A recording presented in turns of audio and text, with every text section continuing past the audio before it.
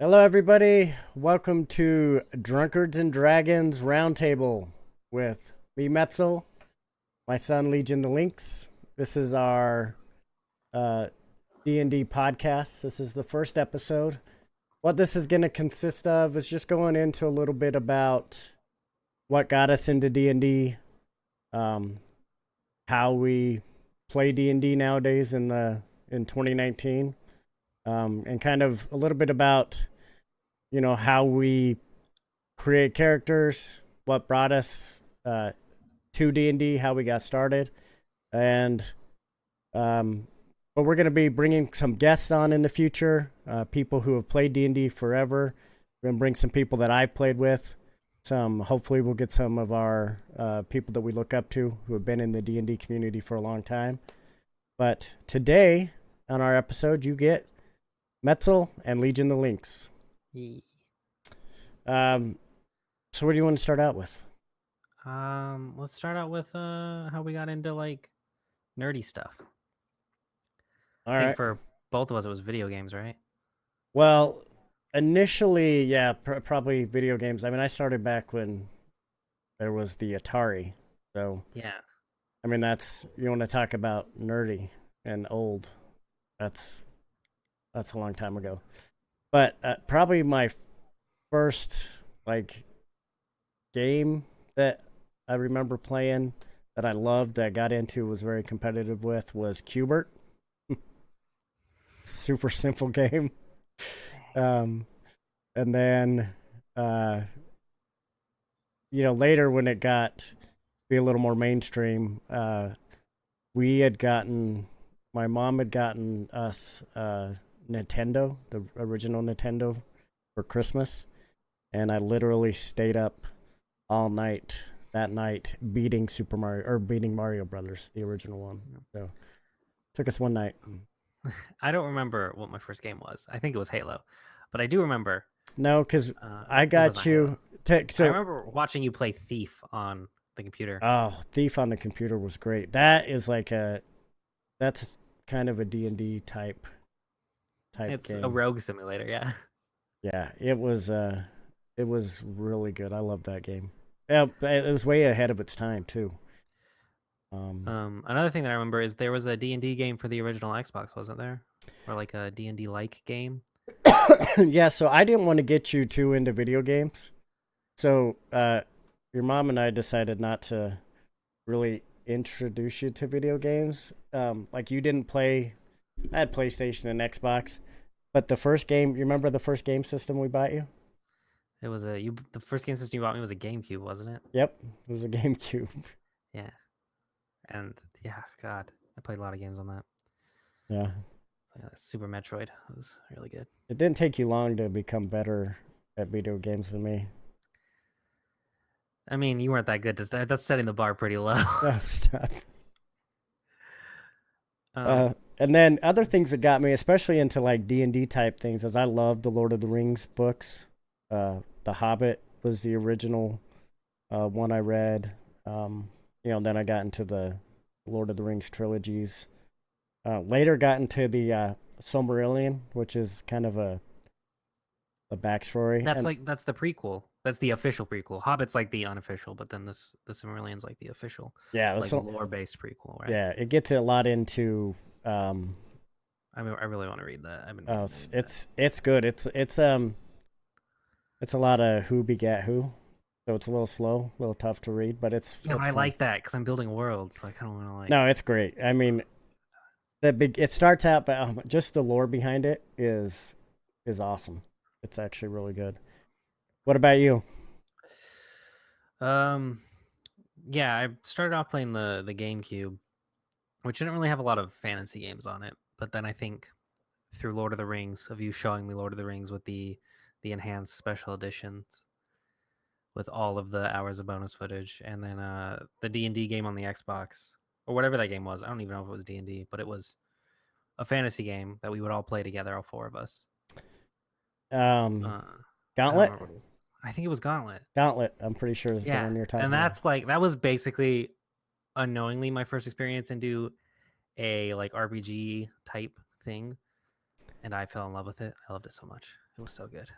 What was that game we played that, oh man, was it Dungeons and Dragons? There was a game that we played where you had a character, you got armor, you could level them up. I think it was that. I think it was Gauntlet on the Xbox. Maybe it was Gauntlet on the Xbox. I'm gonna look it up. There's a lot of great games on there. So, what got me into Dungeons and Dragons? I initially got into Dungeons and Dragons when I was in junior high. I'd heard a lot about it in elementary, but I grew up with a very conservative in a very conservative environment, and I always heard it was bad. You know, you had all those. I mean, there was Dungeons and Dragons Heroes. That's what it was. Yes, that was it. That's the game. Yeah, that's what we played. So yeah, such a great Dungeons and Dragons Heroes on the original Xbox. So, you know, there was a. It's funny because you go back. There was actually a TV special put out that Tom Hanks was in about Dungeons and Dragons and how bad it was, and really, yeah, it's you got to look it up. But starts summoning creatures, and he has friends who are like, "It's not real." It's so cheesy. It's actually really dumb. But you know, like now, people blame everything on video games or anything they want. They're blaming it now on Fortnite. Everything's bad because of Fortnite, which I agree. Yeah. That's and then you true. have the Satanic Panic. Yeah. So there was a lot of that, but I got introduced to actually playing D&D in junior high, and my first ever character I had was a dwarf, and I didn't understand D&D enough to know what we were doing, and I don't think the guys who were DMing it really did either. They got together and played. I just remember my dwarf had these orbs he touched. One hand was cold, the other hand was warm, and if you clapped, you basically killed yourself. I don't know. That's kind of what I remember. That sounds like an original D&D game. That sounds like early stuff that would be in my game. Yeah. So, and then I got. What edition was it that you started out with? Started out with 2nd edition. It's old.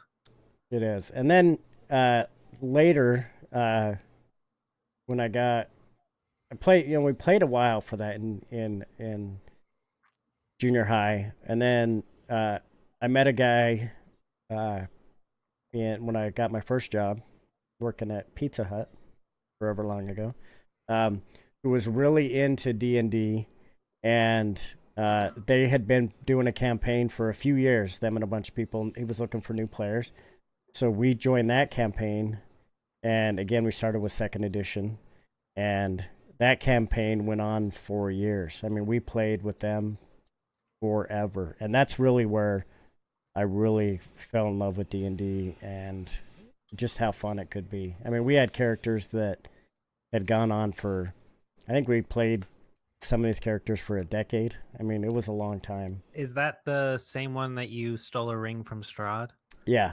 So that's that campaign with Metzel and all of them? Yeah, that's where my name comes from. Metzel was my first character I made in that campaign. He was elf wizard.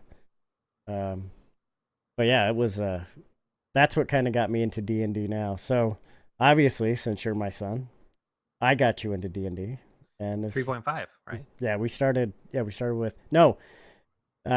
we started 3.5 was out, but I went and bought a bunch of 2nd edition books, because actually 2nd edition was better than 3.5, I thought, because that's what I played with. That's what I'd lot. So what do you remember about those early adventures with you and your sister that we played? Lissa made a barbarian or a fighter named. Oh, what's the barbarian name that a female always like? It's the classic female barbarian name. She picked that. And I played like a rogue or an archer. I always wanted to play a wizard, and you would never let me play any magic users. Yeah, you were. And I think that has made me fall in love with magic users, because I love playing magic users in 5th edition. Yeah, because it was. Yeah, it probably would have been complicated. I probably wouldn't have been able to do it, especially with 2nd edition rules. Yeah, you probably would have been fine though. You wanted to loot. That was your favorite thing, was looting. I would loot. Yeah, as soon as we killed people, I would loot.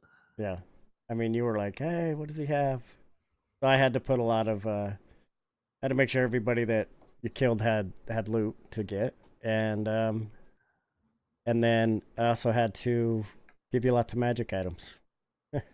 Yeah, that's true, because there was only 2 of us. There was 2 of us, and then you would play like one character also. Yeah, and also around that time, I had a bunch of buddies that I had come out when I came out to when we moved out to Arizona. I'd come out. That's when we moved out to Arizona. That I'd gotten a group of guys together that had played, and it was a lot of fun. That's really got me back into playing, and that's got me into you guys playing. I had bought the map and all the figures, and that's the thing about playing. Yeah, playing D&D. You know, number one thing is to collect dice. Everybody collects dice. I think everybody has their own favorite dice. I have a giant. Yeah. Yeah, we have tons. You got me these. They're awesome. My Denver Broncos colored dice. I love them. My favorite. I inherited your. You didn't inherit them. I just let you borrow them. They're at my house. Yeah. So what else? What do you remember about those? We tried to start a lot of campaigns with other people, and it never worked. Yeah. Starting a D&D campaign is really difficult, mainly to do with time constraints, getting people together. Yeah. And to get people to play on a consistent basis and dealing with different personalities of people who kind of want to take over campaign. Which happens in every campaign. I mean, everybody's got their own personality. Hopefully they put it into their character. I don't remember a lot of the story from those things. I just remember fighting a lot of undead and being an elf. I was always an elf. I don't know why. I was half elf and elf. Those are the two. I think I only played half elf and elf. Yeah, you really. And I only played ranger and rogue, or fighter that used a bow. Yeah, so whatever the second edition were. I don't think ever. I mean, I had a campaign in mind when we played, just kind of just off the top of my head, but I kind of knew where we were going. Put you in dungeons. That's the great thing about D&D is you can put everything into planning a campaign, or you can wing it, and it's fine. Especially sitting at a tabletop where you have a map you can just draw on. A little different when you go on Roll20. You could. They have the drawing stuff that you could do. Yeah, I mean that's the great. Don't do that. Yeah, well, we could, and we've done it in a pinch, but I think ours are a little more planned out, which I like. But again, if it's not something that you're streaming, like we do, like because we have our Drunkards and Dragons D&D sessions that we stream, but if you're not planning ahead, I think Roll20 is a great tool to use. Even if you're just getting a bunch of people together, it makes it a heck of a lot easier to get people together. You don't have to be in the same place. So what are your favorite characters? What's your favorite race? Yeah. Racist. Not your favorite race is Ganassi. I have no idea why, but I love the Ganassi. They're cool. My favorite class is probably Wizard, because I really like management, stuff like that, and keeping track of spell components, spell slots, finding new spells, buying ink and stuff. That's like some of my favorite stuff to do. I don't know why. So I really like magic too. Can you guess what mine is? It's dwarf. I love dwarves. I have no idea what your favorite class is, though. You don't know what my favorite class is? Is it a fighter? No. No, I don't know. A rogue. A rogue is my favorite class. Yeah, I love playing rogues because you can get in trouble with them. And I played some of my, I had Flendrick, who was my dwarf rogue. Dwarves back then I think that was a 3.5 that we were playing when I had him, but he was. You don't think of dwarves as rogues in the way now, especially 5e. Pretty much you can be whatever class you want, no matter what your race is. Your race doesn't hold you back any. A lot of player choice. All that stuff. So let's talk about some of the. Let's talk about my first time DMing. So how I got into DMing. How'd you get? Let's actually start with you. How'd you get into being a DM? Did you DM for any of your high school games or anything like that? No, my first jump into DMing was DMing you guys. Kids. I did not know that. Yeah, that was my first. Now, I had played a bunch, so I knew the aspects of it. But, I mean, as silly as it sounds, because you guys were like 6 and 9 when we first started.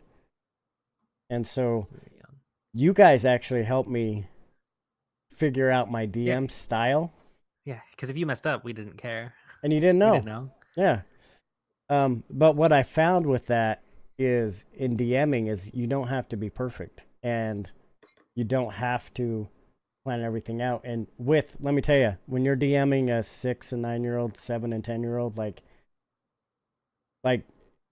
you have to be prepared for anything that's gonna happen.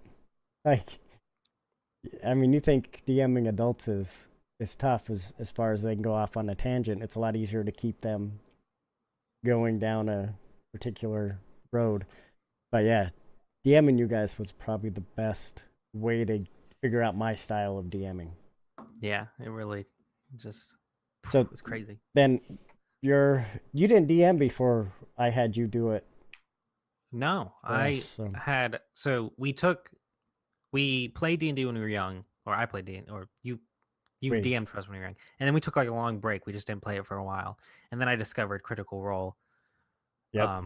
Right around the end of their first season, and I don't know what it was about Critical Role. I think it was Matthew Mercer because he was McCree in Overwatch. And that's one of my favorite characters, and I binged their entire show in like a month, and then I was like, hey, why don't we start playing D&D again? I have these friends that we can introduce, and so I introduced 3 of my friends into D&D, and you DM'd, and we played. I want to say like 10 sessions with you being the DM, and then it switched to me. Yeah, do you know why I switched? You just didn't want to prepare. You Yeah, want to be player. I don't know. Okay, I did. It was just. It. I don't know. I was having. Well, I was also asking to DM. It Yeah. wasn't like you were like, you DM. I've been like, no, I have an idea, and it was a really shitty idea, but I had an idea. No, you had some. No, you had some good ideas, but it was. I wanted to enjoy playing again. Like, I liked DMing. DMing you guys was a blast. Actually, it was a lot of fun. But you had some good ideas, and I could just see that you were ready to do it. And so that day I said, guess what? You showed up, you're DMing. I'm going to go sit in the living room and go sit in my room and play video games. And I remember exactly what my first story was. It was you guys were on an island called like Feldjorin or something. I'm pretty sure I stole it from a game or something. And there was like an evil cult of druids that had owned the island, but then the kingdom had come and taken their island. And so they were killing a lot of people. Yep. And then you went and killed her. And everything ended up nice. Yeah. And it was fun. I liked it. It was good. It was good. And then what happened? Oh, and then she resurrected a white dragon, and then you guys fled the island. Yeah, then we left. That was fun. That was good. Even my first time DMing, I had a lot of homebrew stuff. That's the thing. I never started with like a module. I don't think you kind of started with a module, but not really. Went off the rails of that. So I went to. It was a good module. I liked it. Yeah, one of the game stores had these like one-offs, and so I bought a whole bunch of them, and I just ran them together as if they were a whole module. So each week we'd pretty much finish one of the one-offs. In fact, hold on. Let me see if I can find. They were actually like 3.5, which is cool because if you can't figure out what to do, you can usually go to your local comic store and find something to put here. Let me go see if I still have. In fact, I'm pretty sure I still have.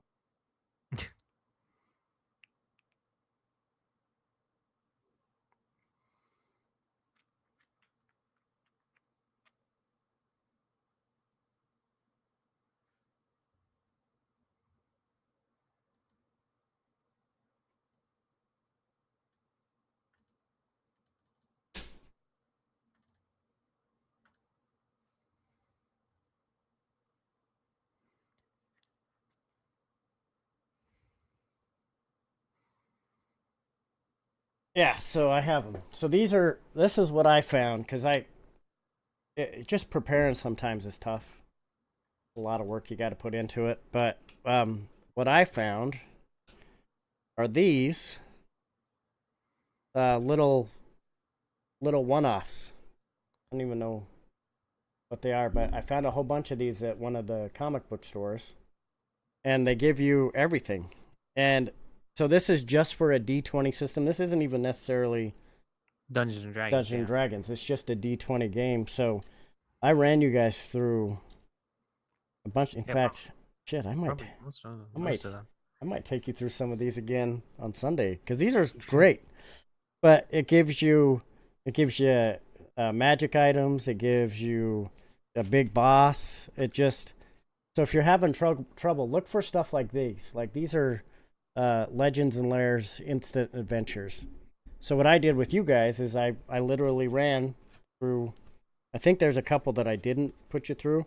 You ran us through the one that had the goblet and the wine and the gauntlet, Yeah, that was the wine. That one was a really good one. I like that story a lot. It was cool. that was a good.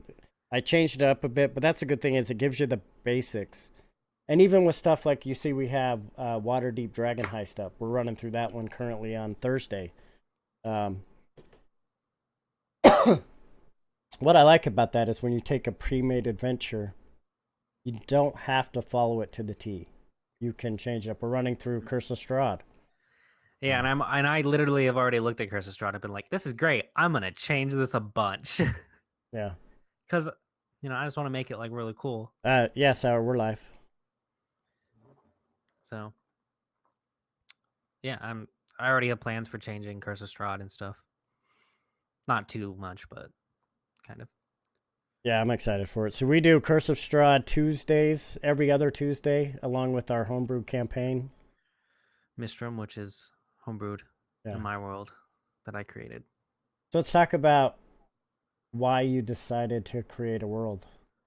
Well, some of you guys might know this, probably not. I have a Wattpad, and if you go there, you can find short stories from my world. Not all the characters are the same because some characters you guys have met and they're completely different. But Sanguine, there's a story about Sanguine and Landrin, which you met Landrin. He threw a fireball at your ship.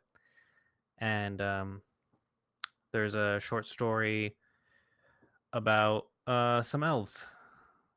That sounds weird, but yeah. But I created the world because I have a book that I'm writing called Mistrum. And you guys have met the main characters. It was the Ranger and the Pale Orc. And I don't know exactly what led me to the idea of making a world. I kind of just wanted, I wanted to write a fantasy world. I was doing Skyrim fan fiction, and then I was like, this would be cool if I could put it in my own world. So I made my own world, and I kind of started there. And then I needed a way to develop the lore of the world, and so I was like, if I just do a D&D game set in my world that explains the lore, because I'm going to be forced to expand it because you guys are going to explore it, and I'm glad I did that because I came up with a lot of cool stuff. Yeah. I am also writing a book that I've been writing for many, many years. I've got like 3 chapters of it written, but it's based on the old adventures. Another one of my favorite characters that I did that what I loved about the DM that I had when I was in high school is he loved experimenting with stuff. And back then I didn't realize it was homebrewed stuff, but I had a half ogre who was That's great. who was Delore. He was a barbarian. He only spoke elf because he was trained by elves. It was great, and to play him was just fun. He was not very bright. He was just a dumb fighter, and I like playing 2 characters at the same time. I like playing 2 completely different characters. Yeah, you do it really well. I find it difficult to play even just one session of Squip and Azastran.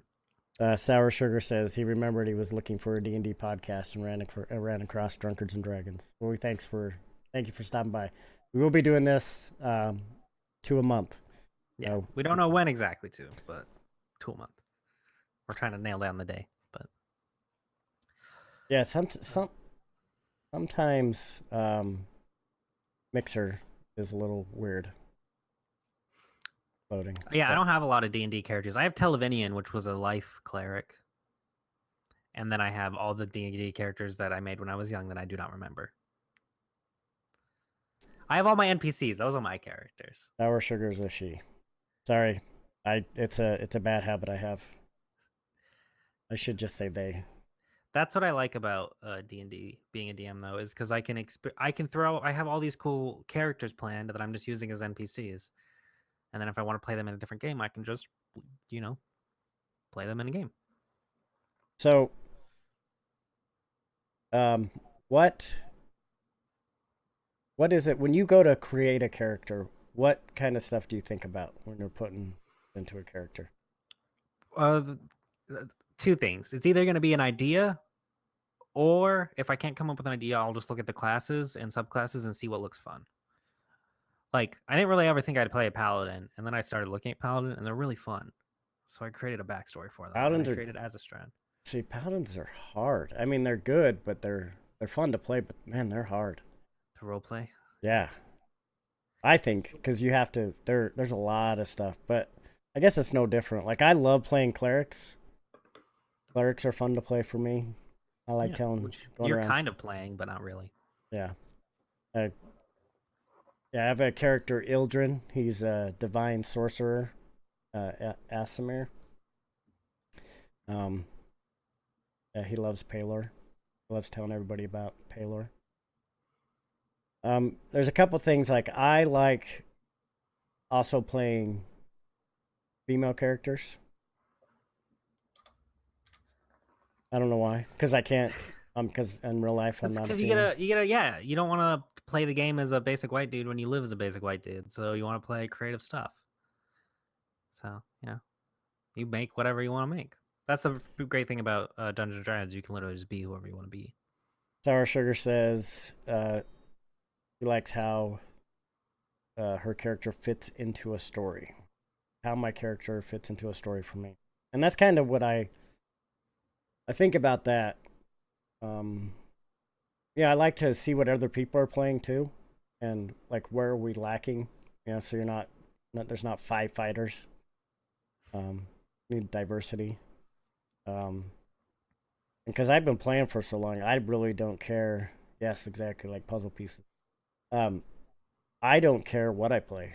I mean, especially now, like I love playing different characters. So, as much as I love playing rogues, I don't mind not being the rogue or not being the cleric. Yeah, as long as I'm not playing the same class over and over, I'm pretty happy. Yeah, I could play the same class over and over again, and and be fine because they all have their own personality. Yeah. But like, yeah, Azastran, Squip, and my other character, the wizard that I can't remember the name of for some reason. But all of them were just character like classes that I wanted to play. I really wanted to play Bard, so I made Squip. I really wanted to play Wizard, so I decided a lot on what I wanted to do, and then I like illusions. Yeah. And then I just wanted to play a Paladin, so I made Azastran. And I have plans for Azastran. It's gonna be fun. So let's go into what you need to like get started playing D&D. What is like the important stuff? Dice. Just buy all the dice, and that's all you need. Imagine an orc rogue stealth check. Nah, you just play an orc rogue and then you intimidate anybody that sees you. There you go. See, that's the cool thing. That's why I love playing different types of characters like that. People think things that you wouldn't think of being a class, like the rogue dwarf back in the day. That wasn't a thing. How do you play that? Like, so let's talk about before we get into what you need. How has it changed being able to play online? What do you think it's changed? You have to prepare a little. If you're like me and you want stuff to look great and be great, you prepare a lot. Yeah. So I make a lot of maps. Like I used to be before when we did it in person, I didn't really spend any time on thinking of maps. Like I probably spent like 1 hour for every 10 sessions making a map of the land you're in or something. But now I am constantly making maps. But that's just because I'm addicted to it also. Yeah. And also because I'm still developing the world. So I'm rewriting a lot of like the world map for Mistrum. I threw it out. It doesn't exist anymore. It's destroyed. And so because I made it when we started and I realized I hated it. So yeah. Well, I mean, one with like Roll20 being able to play with people wherever. I mean, we've met people just playing D&D. People, we get to introduce it to a few people who've never played it. And then streaming D&D, and maybe even if we weren't streaming it, just playing it online, is having a voice for your character that's different than your own. especially me playing two characters, a couple of them, is for the audience listening, they need to know that the character is different, and then being online, the people that you're playing with kind of get used to that voice with your character, so you no longer they don't have to think about who it is who's talking, who's interacting. So so people may want to know what we use, what's Roll20, how do we get started. So let's talk about what you need to get started. So first of all, you need dice. If you want like just the bare bones get started, just buy the starter set that's at like Target, D&D starter set. Yeah. You get like the Mines of Palador or whatever palette. You get like some dice, a basic rule set, and a simple adventure. And that's basically all you need right there.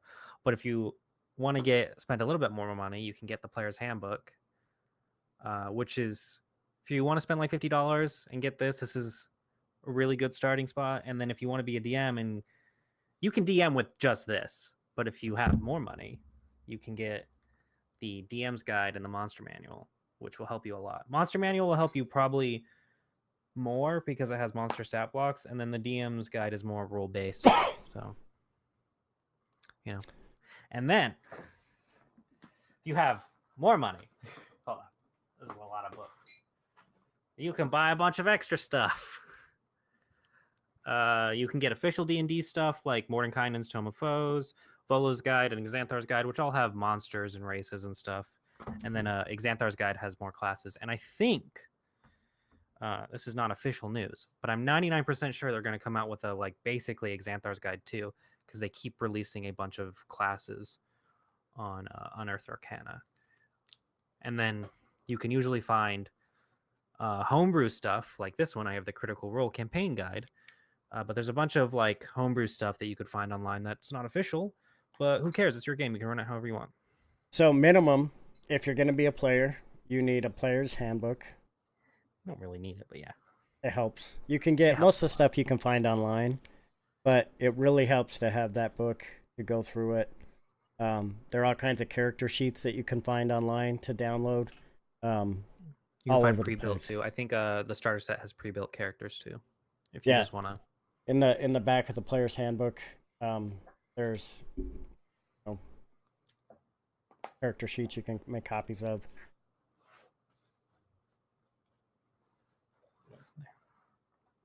The other thing is you want to have a notebook or note paper, some way to keep notes on your character, because you're going to collect items. You're going to get lots of different weapons. You're going to need don't do anything in pen except stuff that's not going to change, like their name. Use pencil. You could also do if you're, I think D&D Beyond, if you want to input everything manually, D&D Beyond is free to input into your character sheets. So you can manage your character sheet on your iPhone or on a tablet. And then you can buy the books there too. So if you're looking, and then if you buy the books on D&D Beyond, you can buy all of them for their legendary bundle for $400 or $300, and then your DM can share that with all the players. So only one person has to buy it. So if you want to pitch in, you could do that. We also do that. Roll20, you can get all the books. Roll20, has most, or Roll20 has all of the books. Yeah. So not most, has all. So set of dice is key. You have my map, right? You have it there. Yeah. Yes. Grab it. So, grab some of the figures too. I have to go find them. I don't know where the figures are. Okay, don't worry about them. I don't know why you wouldn't have them. So, what we originally started was... It has drawings on it. We just got a map. What's this? I like using the squares. It's really a D&D thing. You can just draw on it and then erase it, and it's great. Yeah, it's wet erase markers. Don't put permanent on there, although you can't get it off. Hexed on the other side. That's simple if you're able to meet. You don't need a fancy map like that. You can use paper. You could pretty much what D&D consists of. It's a lot of theater of the mind. And what we're able to do with Roll20 is it's no longer theater of the mind. It is, you get to see like the worlds or the maps that we create. We still use theater of the mind though. Oh yeah, there's times where you don't need a map and you just don't need it. Yeah, you could do an entire game in theater of the mind if you wanted to. And then you can buy minis, which are really expensive. So yeah, Stuff like this. yeah, there we go. So you get the minis. Old minis, and then we got newer minis. There's places that there are some that are all of the minis when I first started were all pewter, and they've really kind of gone away from those. There's a lot of places where you can create your own minis. Minis get expensive. If you have access to a 3D printer, you can. There's places online where you can just design your own mini, download the files, and then 3D print it yourself. Yeah. A lot of them come unpainted, and you can paint them, or you can just not paint them and just use them. I like painting them. We got a bunch of orcs and stuff, and painted a bunch of characters. We have a lot. What is it? But you can also buy pre-painted ones. Too. That website. Anyways, there's a bunch of sites. You can Google them, find them, get that. So let's go into. Okay, so what we talked about: player's handbook, set of dice, and then you're gonna need at least a figure for your character. So if you don't want to make figures, you could just get art online and then print that out and cut it into little squares, or just use coins. Yeah. Just you don't have to be expensive and buy all the cool stuff. You can just do simple stuff. Just draw on some sticky notes, and then use that. Yeah, anything. It comes to a lot of theater of the mind. So you want to go into Roll20 and how to create a character? Yeah, let's do that. Are you going to do it on your thing, and then I'll watch, and I'll tell you? Yeah. So let's go into actually creating a character and what that means, kind of how to do it. So we are on Roll20 right now. Let me get. I didn't even think I should probably get a character sheet going. I already have one. It's Toast Effa is the pre-generated name. They named it Toast. So I think we should keep that name and use that as a basis. Okay. Toast. Here we go. Yeah. So on Roll20, we've got Toast here. I don't know what race you want to be. I just had looked at Furbolg, but I think we should not be a Furbolg. No, so this is the cool thing about Roll20 and doing any type of online games like this. Roll20 allows you to do it all here. So you don't need... Now you can, print these and download them. Now Roll20 offers a free version where you can go in and you can play for free, essentially. And then there are some purchased options. I've gone in and gotten the highest subscription. I've bought a bunch of the books and modules. Right now we are in Waterdeep Dragon Heist. This is just a test one that I'm using to go in and kind of mess around with some of the maps. So when you start out, you can start out level 0 if you want, level 1 mostly. So let's what kind of character do we want to make? I don't know. We don't have all the races on Roll20, but we have most of them. Anything that's not on Roll20, you can easily input manually. Yeah, right here they give you a custom feature, so you can go in and add all the stuff custom that you want. Like we didn't have Goliath for Anubis, but we inputted it manually. Oh, it is? Yeah. Oh, what did we not have? We didn't have something. No, it wasn't Goliath. It was... So, okay, let's go with something pretty simple. Do you just want to do a human? No, that's boring. We're not going to do a human. So... let's do...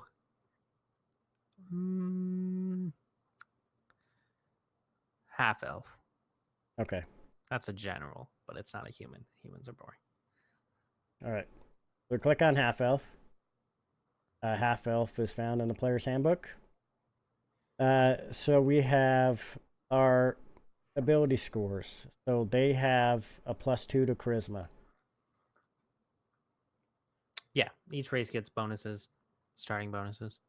And then usually it's a +2 and a +1 somewhere else. Yeah, so you get to choose here. There's 2 of them. So let's do... What are we going to make this one? A rogue? Yeah, we'll do a rogue since it's your Okay. favorite. So we'll do dexterity and wisdom. It We have. depends on what type of rogue you want to make. We'll go with charisma, dexterity, and wisdom, and then alignment. Rogues are pretty chaotic. Not very often you'll find lawful. I mean, you could find lawful good rogues. They just do stuff for the good. But we'll go with chaotic good. Also, the interesting thing about fifth edition is it's moved away from the alignment a lot, and the instead of doing the alignment, it has the bonds, which we'll get into in background, like the ideals, bonds, and flaws. Okay. So alignment's really good if you're like new to role playing. It's a good template to use to start out.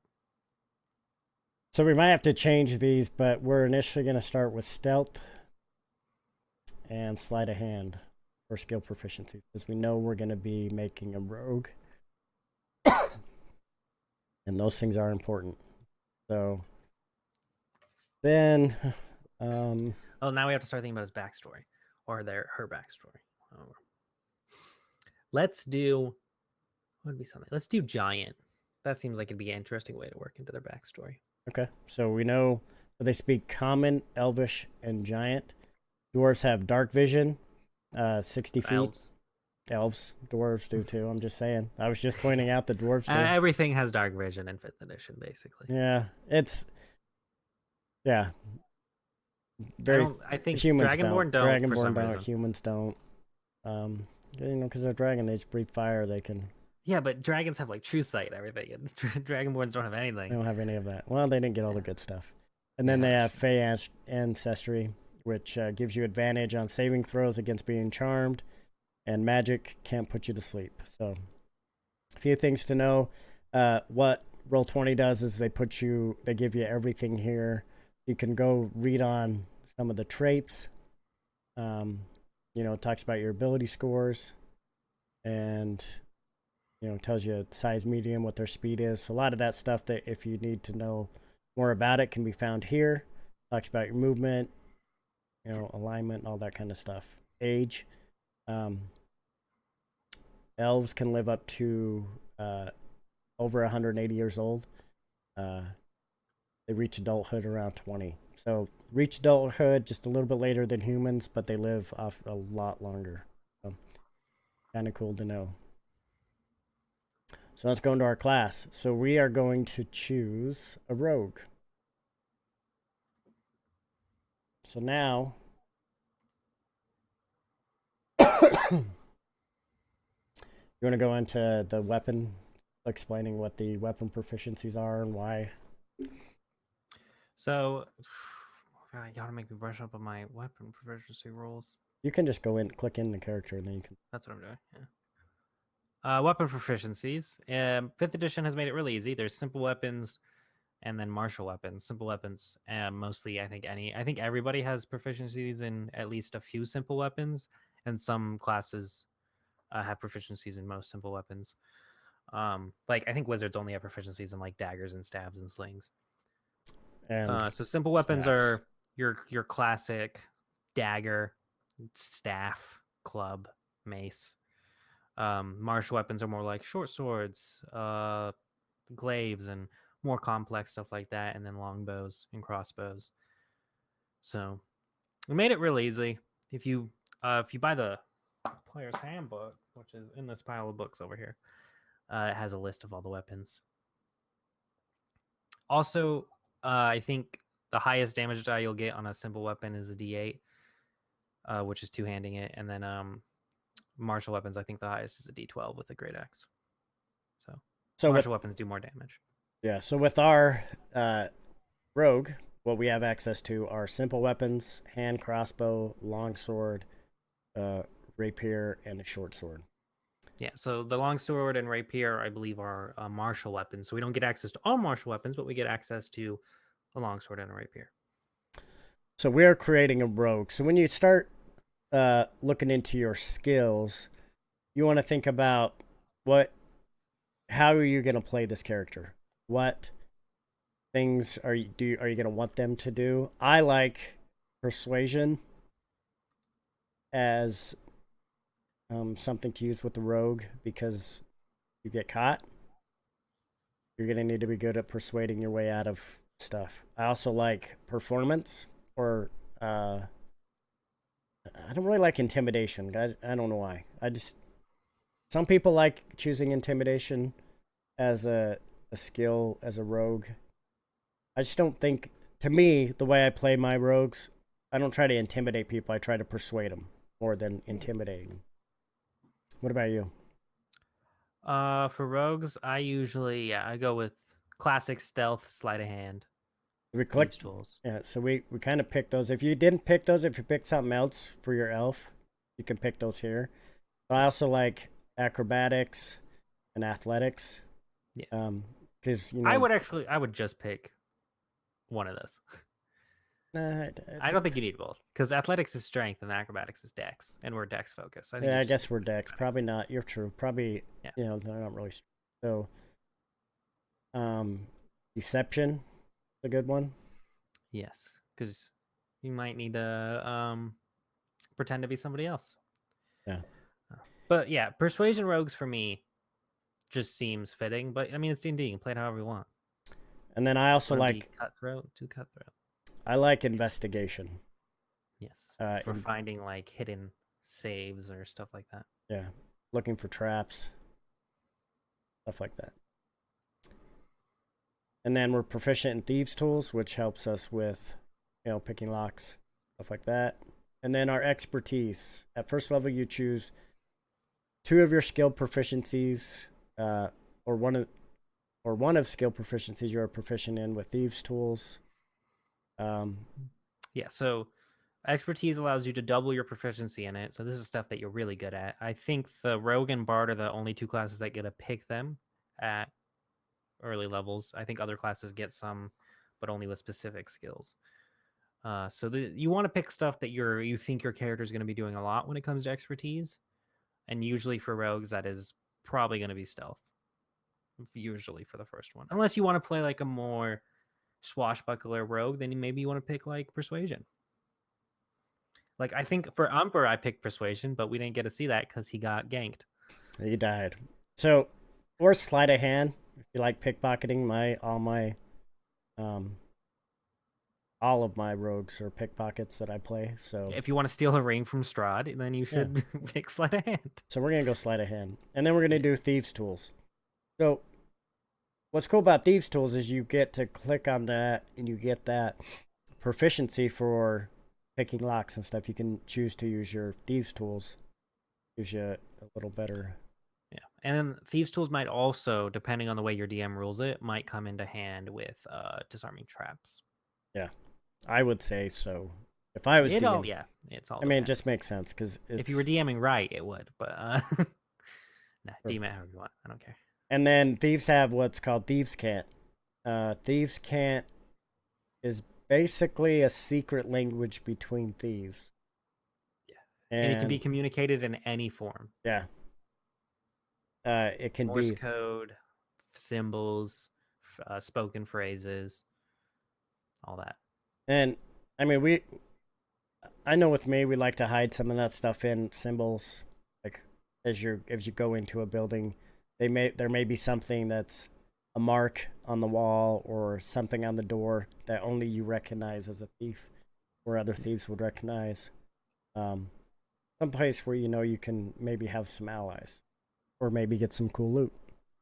Yeah, if you want to do like a really like spy with like secret phrases and code words, rogue is a good way to go because you get thieves can't, and it's fun to do. Now, So, sneak attack is one of my favorites they've done. Um, yeah, the way they made it in fifth edition, it's pretty easy to get sneak attack. Also, the way it's written, you can get sneak attack more than once per turn, which I just found out. You can get sneak attack on your first attack, and then you can get sneak attack on your reaction attack, and you can get sneak attack a lot basically I if you're like built sneak up right. attack. It's really basically you just do massive damage. Yeah, it's an extra D6 damage. Really At cool. first level, but then it gets And then super high. everybody starts out with basic equipment, leather armor, 2 daggers, thieves' tools. You can do a rapier or a short sword, and a short bow, kind of what your backstory goes with. That's up to your DM, whatever they want to start you with. Yeah, maybe they'll start you out with more, or maybe they'll pull what I did in Curse of Strahd and take away everything. Yeah, that's just a jerk move, but I loved it. That's so much fun. well, your DM's not a jerk. Yeah. And this shows you first level. What do you get? You get a +2 proficiency bonus. You get sneak attack 1d6. Your expertise in sneak attack and thieves can't. So, or you get expertise and you get sneak attack. And so, yeah, if you're as you level up, if you're looking for like an easy character to play, I would recommend either fighter, rogue, or monk. Those are like the 3 easiest classes to start out with. Because you don't really have to manage a lot with either of them, especially monk. You just manage punching stuff. monk's harder than you think. No, it's not. It's harder at higher levels, but early on, monk is easy. But the great thing about starting with the monk is you don't have weapons. You just have your fist. Yeah. And then as you learn to play D&D, then you get into some cool stuff that you can do with your monk. Rogue is also cool too, and a lot of people like to pick either ranger or rogue as their first classes for some reason. People just like or fighters.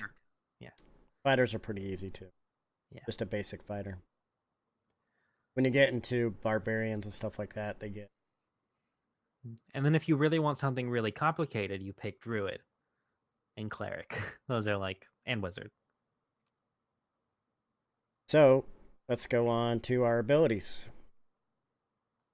So on Roll20, you have a few ways to do it. So you can do just your standard array, which is going to give you this 8, 10. It basically just gives you average scores from 8 to 15. I don't like this one, so I never use it. I think it's good, but the way we have it set up is okay. I won't be honest. I hate and like the way we do it. Yeah, because it makes it pretty powerful. The reason I hate the way we do it is because there's no characters have weaknesses. Like, I don't think anybody in our games have a negative score in anything. Yeah, which is weird because that's not necessarily what happens with the way we do it. That's true. I just think it just has happened. Yeah. So, you can do the point buy system, where you have 27 points to divide between any of your. Yeah, basically you pick. Yeah, if you want to min max, point buy is really good. Roll for stats, which is the way we do it, gets you on average better stats than if you did point buy or standard array. But because of that reason, some DMs might not allow you to roll for stats and might make you do either a point buy or a standard array. So let's make sure we have the dice 3D. So we're going to do roll for stats because that's my favorite. So it's 46. So there's a couple of ways you can do it. The most standard way to do it is you roll 46. Out of those 46, you keep the 3 highest or you drop the lowest, however you want to do it. So we're going to just roll it here. We'll do... There you go. It rolls all of them at once and gives you... Not terrible. Yeah, and they're not horrible. So this is this one. We'll keep this one. Because I think it's good. So we have a 7, an 8, a 12, a 13, 14, and a 15. Pretty good array of stats. Now, if you compare that to what the standard array was, actually pretty close. I mean, we actually may have been... No, because we got 12s and 13, 14. Like, we have 3 that are a little better, but then we have a 7, the lowest on there. Yeah, and also remember your stats aren't permanent. You get, well, as long as you keep with a class, you get the ability score increases. Yeah, in 3.5 or 4, I think you started with feet at the beginning. You can still do that. Some people still do it where you start with the feet at first level. We like to do it in our campaigns. Yeah. It just gives you something else to add to your character's personality. Yeah. I say as long as you can fit it in your backstory of why you have this feat, and then we also do why you have this usually homebrew, very basic magic item. And if you put that in your backstory, if you want your players to make a backstory, tell them that the only way they're going to get a basic magic item or a feat is if they write a backstory that includes that, and then you get your characters writing backstories. So it's a good way to trick them into doing that. We'll go into a basic backstory and how you can get your characters to do it. Legion came up with a great way. Sure, you stole it from somebody, right? Or did you make that up yourself? Yeah, we'll do that. Let's do that next. We'll do that in the next episode, but we'll get into that stuff later. We'll come up with the backstory for this character next episode. How about that? All right, sounds good. So now we know we're playing a rogue. We know that we have some pluses. So if you look up here, we have a +1 in dexterity, a +1 in wisdom, and a +2 in charisma. So also, before you input those, if you have the player's handbook and you turn to, hold on, let me pull out a page real quick. 1 second. I'm almost there. Nope, I went to Tiefling. If you go to page 45 on the player's handbook, it will pull you up the list of classes, and each class has each class has a primary ability. Some have multiple, and that's a good guide to use of what you should put your highest in. So the primary ability for a rogue is dexterity. So you're going to want your highest number in dex. Yeah. So that's a good guide to use. We already have a +1, and if you look at these, if you scroll down on Roll20 a little bit, you can see what your modifier score is. So if you're a 6, so let's say, so our highest is a 15. So let's go to dexterity. Let's click 15. So that gives us a 16 here for dexterity. So if we look over here, the score 16 gives us a +3. So another thing when you're looking at these, you get a +3 with 16 or 17. So if you can do a 16 and then use that higher one, so like charisma, we have a +2. So if we wanted to go 7, that would give us a 9. 9 gives us a -1. You don't want that for your rogue. You don't want your rogue to have a bad charisma. Unless your rogue isn't a charisma rogue, then true. Totally. Well, I want mine to have a good charisma. So I am going to see if we use 13, it gives us +2. It would give us a 15. No point doing that because we could use the 12 and it gives us 14, gives us the same +2. So we're going to go charisma. We're going to go 12, so that gives us 14. Wisdom. You don't want to put the 14 into charisma to get a 16? Or did you, yeah. I guess we could. I kind of like that for Constitution. Like I like to keep a higher number for Constitution. That's true. Especially as a rogue. Otherwise you end up with Umbra, who dies. Yeah. So no amount of Constitution could save him. Exactly. So Constitution is your health and basically directly affects your hit points. So I would say your plus in Constitution is what you get for health. And I don't know the exact rules on if you have a negative in Constitution and you're rolling for health. I think even if you have a negative, I think you, no matter what you roll, you always gain at least 1 hit point, even if you have a negative. Oh yeah, it's true. Yeah, you would always gain at least 1. But so you probably want your Constitution to be like a 10 at least, but it'd be interesting if your Constitution was like an 8. Just a real sickly fella. You were the runt of the pack. So we are going to choose 14. That puts us right at the bottom of the +2 scale. So far we have 2 14s and a 16. Now wisdom, I think that comes into play a lot with checks. Yeah, this comes into a more role playing now. Yeah, so backstory based. I like to have rogue. Yeah, is your rogue wise with looking around and stuff? Wisdom also has to do with perception. So is your rogue good at spotting stuff, or is he more like a criminal mastermind that he's more intelligent? It's gonna be a dumb. This is gonna be a dumb rogue. Yeah, I like the idea of a dumb rogue. So we're going with wise. Good at finding stuff. He's very good at his craft, finding stuff.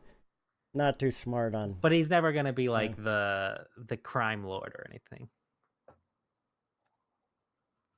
Yeah, he won't be leading the Thieves Guild. So now we have a dilemma. So this is where role playing comes in. Yeah, your negatives are going to be the main thing about that, like informs your role playing. So like with the fighter and stuff, if you have a low roll, stick it in charisma. You're gonna be an ugly fighter, really dumb, at or not very good at convincing Or people. stick it in Dex if you're doing a strength-based fighter, or Yeah, vice versa.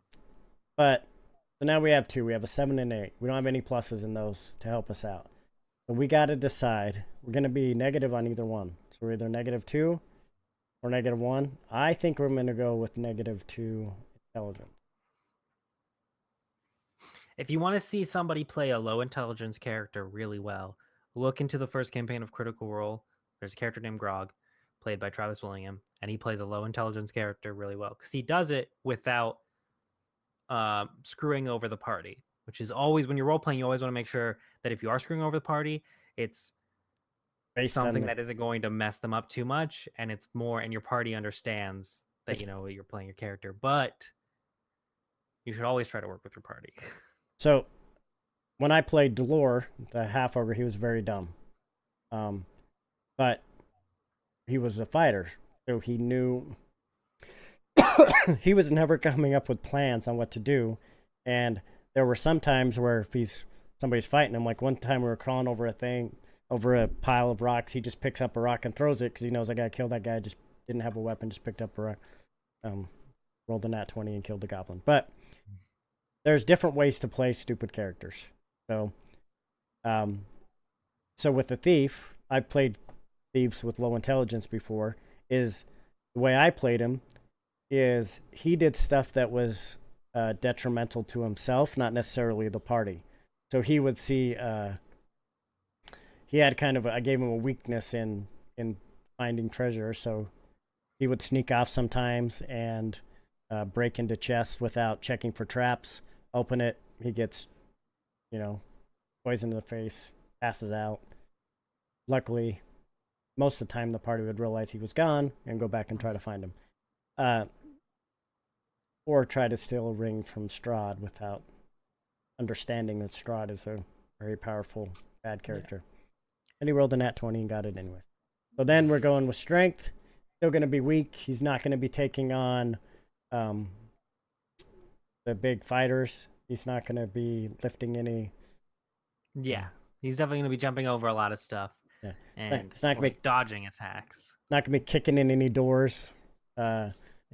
Because he's not strong, so he's gonna have to use his dex. He's gonna have to be able to pick the lock instead of kicking it down. So, what's nice about this is you can put your weaknesses in places that you might think, "Oh, that sucks," because he's weak. But then it goes into role playing. So now we get into background. So here you can do a custom background, where these backgrounds, most of them are in the player's handbook. Actually, I think those backgrounds are from Xanthar's Guide. These all say players. Oh, they're in Player's Handbook? I thought most of them were from Xanthar's Guide. I was wrong. Never mind. Don't listen to me. Maybe I don't know what I'm talking about. I don't know why these. I thought we had a bunch. Anyways, so these are the ones we're going to choose from.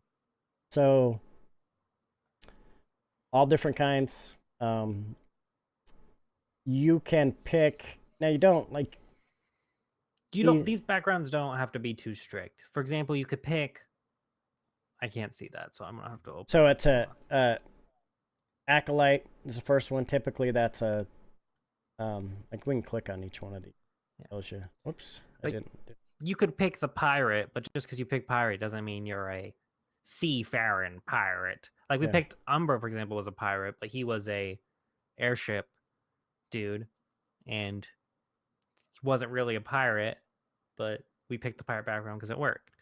So I think these backgrounds are good to start on, but don't feel like you have to stick to them. Yeah, you don't have to stick to exactly what they say. You can kind of go with just the kind of what they represent. So we're gonna pick spy for ours. I just think. I've come up with a lot of ideas actually, for his background. He's actually not very smart, so spy might not actually be. Well, it doesn't have to be smart to be a spy. Yeah, no, but I think pick spy. I don't think. I don't like it. What is spy? Hold on. No, I think spy fits him. He's just not. Well, I know how to make this work.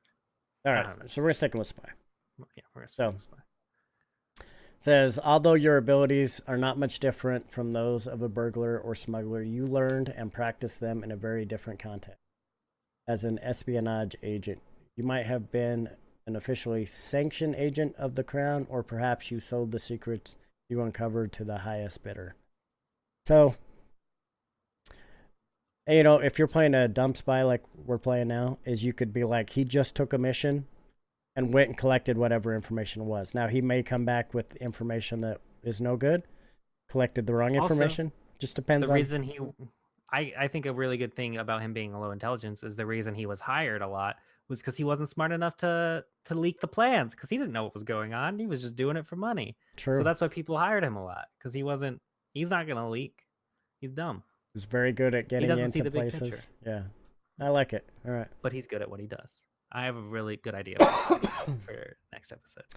Then you're proficient with thieves' tools. You can get a dice set, a dragon chest set. These are stuff that you can just use. We're just gonna do a dice. Yeah, set. that's flavor for your background, like, stuff you did in your pastime or stuff you used to maybe you're really good at cards and you use that to work your way up to like higher echelons in casinos and stuff like that. Or it's way you use to con people. Hmm. Criminal speciality. You can go in this and click it, pick what you want. I like mine to be a pickpocket. I just think he's really good at pickpocketing. What I like to. Personality traits.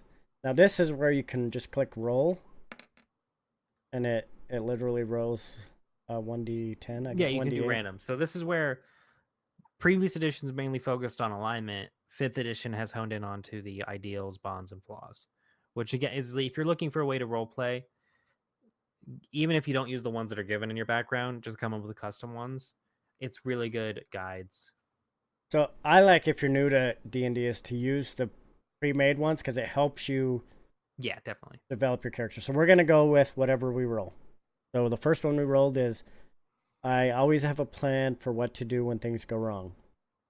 That's where his wisdom comes into play. Yeah. Is May not be smart, but he knows how to get out if something does go wrong. yeah.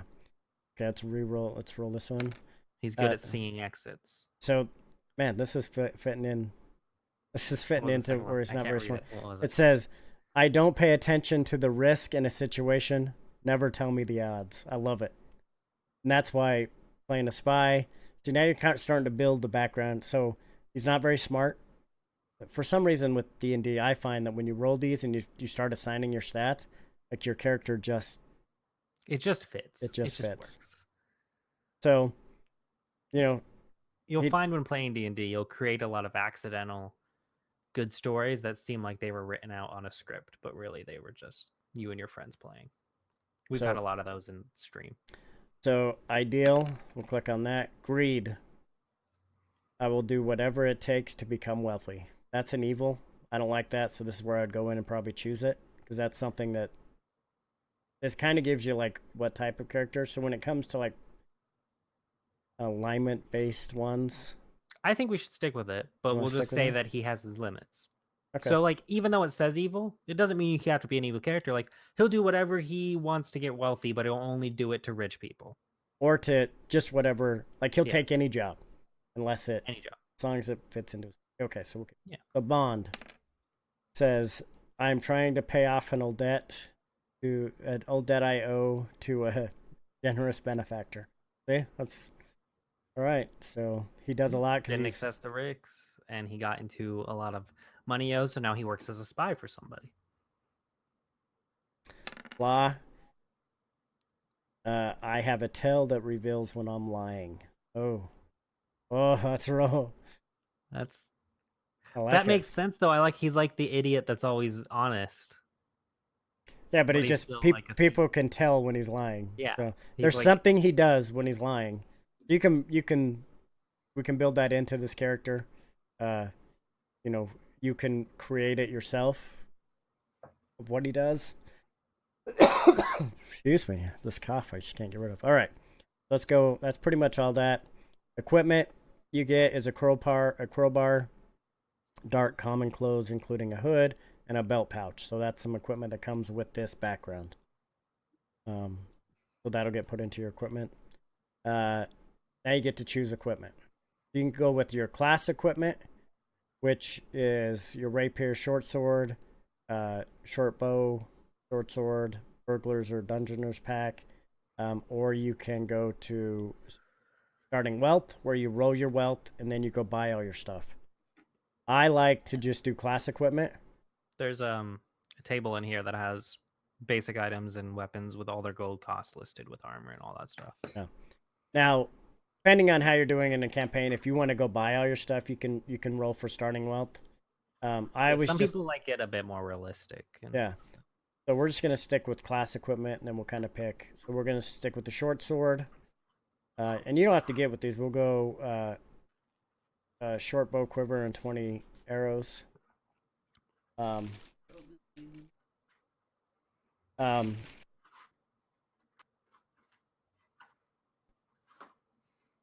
go with what's in the burglars pack. I forget what's in. Yeah, if you just type in burglars pack online, you can usually find all this stuff.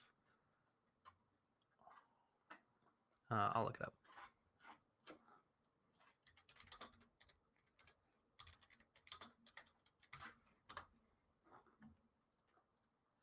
The burglars pack has the backpack, ball bearings, 10 feet of string, a bell, candles, crowbar, hammer. That's right.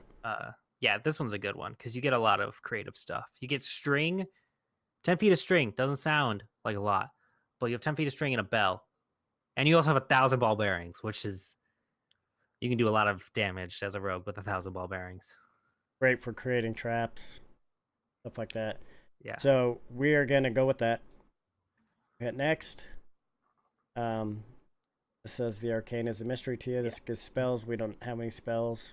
Maybe do that later with this character if we want. Probably not. This is where you can add a feat.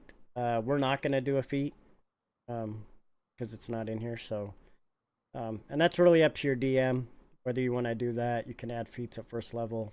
Some DMs don't even allow feats. I think they're an optional rule. So So it's up to DMs. Our name is Tostefa. We're going to say he's 19. Are we doing with he's a male or female? Stick with male. Non-binary.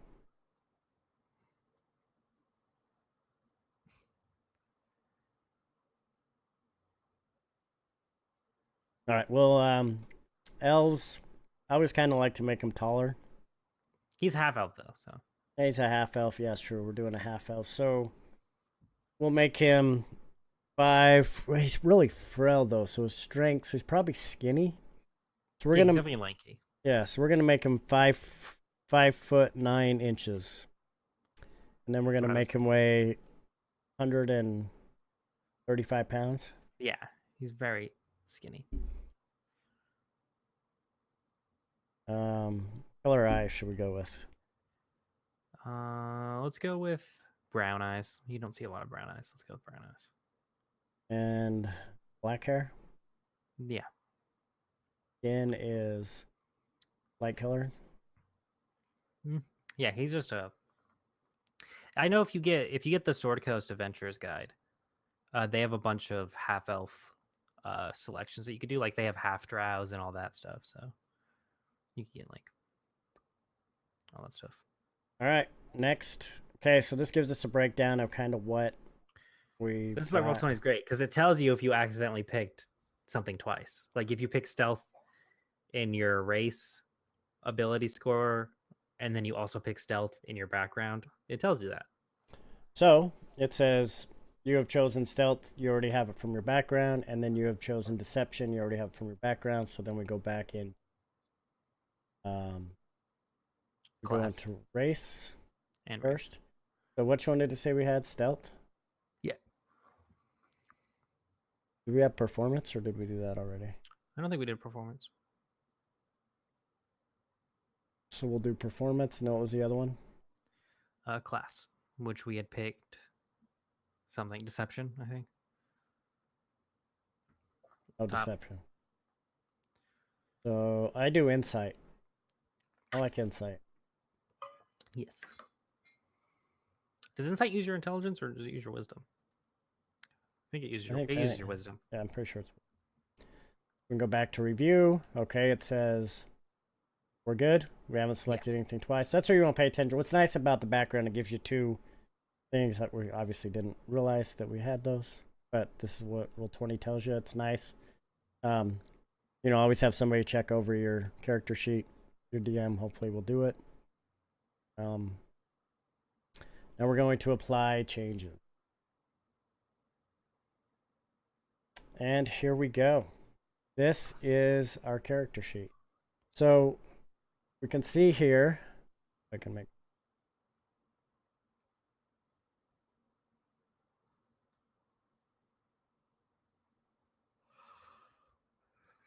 So this is basically what your standard character sheet is usually going to look like. Your standard Dungeons and Dragons character sheet, anyways.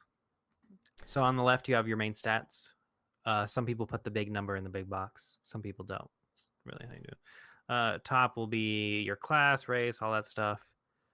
Proficiency bonus, top left. And then you have your saving throws. And then your skills.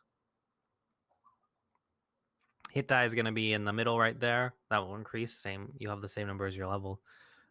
Death saving throws, which might come into effect or might not. Depends on how nice your DM is. Yeah. Depends on if they carry or not. So what I like about having the big number be what your bonus is everything is, this is Roll20 based. So you're going to have, this is D20 based. So everything is going to require a roll of the D20. So a couple ways you can do it when you're playing, especially on Roll20, is you can have, you can roll it here, see what you roll, tell them. I like to do it on the screen because then everybody gets to see it, except for the DM's roll. Some of the DM rolls. Yeah, some of them. If it's an attack roll, it doesn't really matter, but there are things, and we'll go into that later when we get into DMing. When you want to show your rolls, when you don't, why. There are certain situations, if you're sitting in front of somebody at a table or you're doing it online, there's different reasons why to do something and not. So some DM rolls all the rolls out in the open, and that's fine, and some DM don't. It's really just up to how they do it. There's no right way to play Dungeons and Dragons.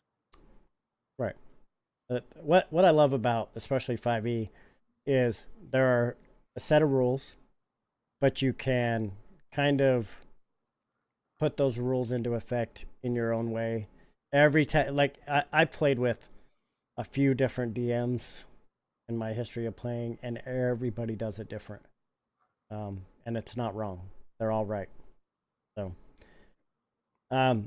So we know we have a -1 for our strength. So anything we roll that requires a strength is going to be, that's going to affect us.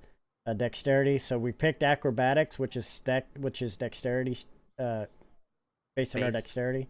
Yeah, so we have actually a +5 on a dexterity check. So if we have to do an acrobatics check, do a normal roll, we rolled a 14.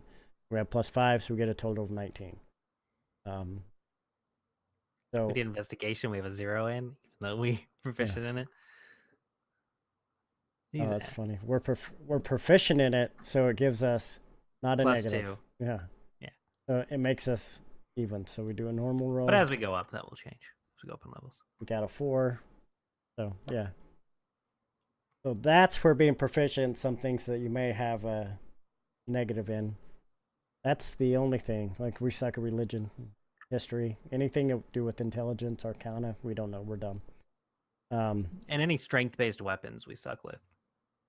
And so you're basically, like we have a short sword. So you have your short sword here. Damage is 1d6 +3 because it's dexterity. It's based on dexterity. Short bow, dagger, those are all dexterity-based ones. So those are our weapons. So what's nice about Roll20 is you can just click on it and it rolls your dice. And then once you roll, you can just come down here, click this.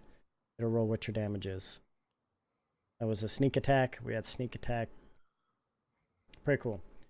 Like Roll20. If not, then you're just going to roll whatever there is. We don't have any spells. We have our bio you can go in. What's nice in this is you can put in this is where we'll go in and start writing our backstory a bit, which we'll do at a later episode. But this is your core. This is your core character sheet, the one you're going to be on most of the time. This goes down into your languages.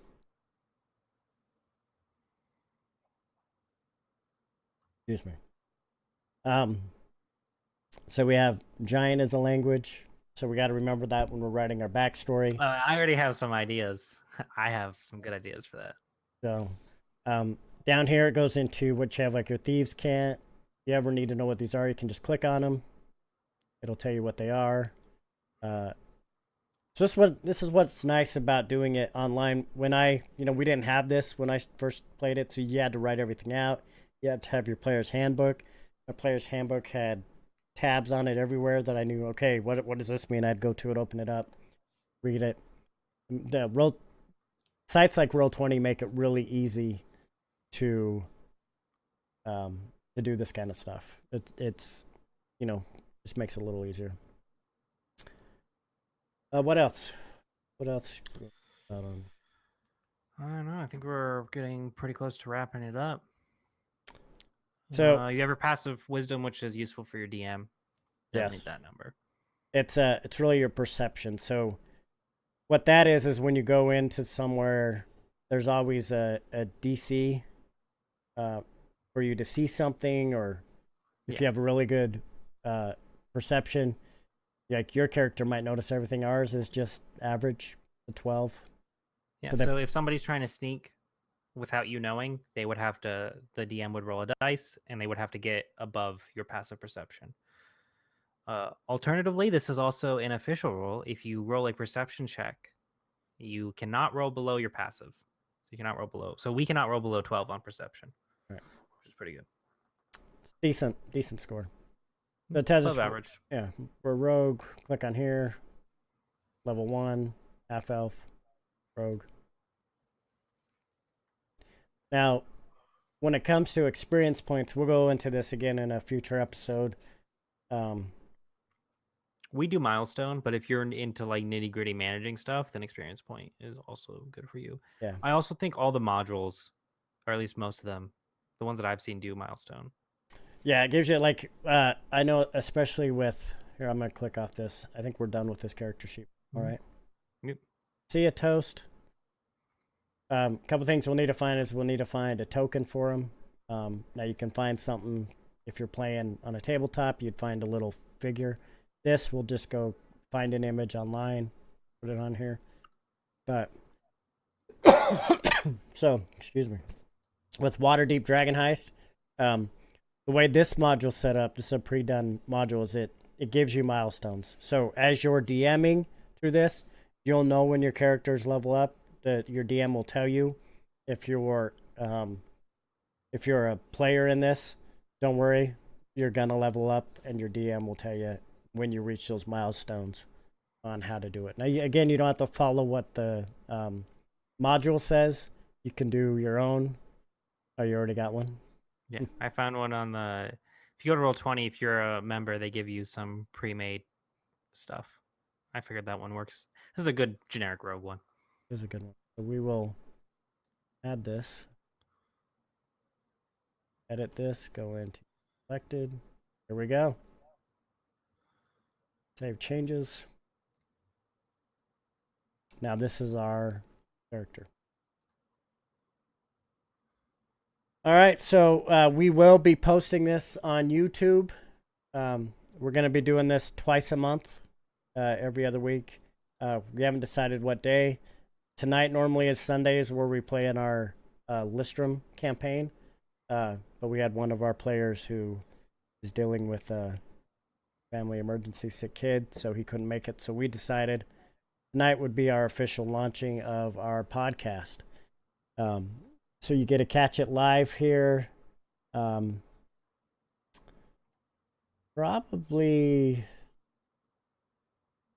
because we do Tuesday, Thursday, probably on a Saturday night, I think is when we're going to. Somewhere in the weekend. I think it's going to be Saturday Friday evenings. Or Saturday. Yeah, Friday or Saturdays is when we're going to be doing our podcasts, and they will be available at my YouTube channel, Metzel, and also Legion the links. We're gonna upload them to both locations. If you have any questions or episode topics you want us to cover, just put them in the chat, and we'll put them in the list. Yep. Sure. And we're also gonna be eventually putting them out on everywhere you find a podcast. So we'll let you know when that stuff is available. But this was our first one. Please leave questions, answers if you have them in the comments.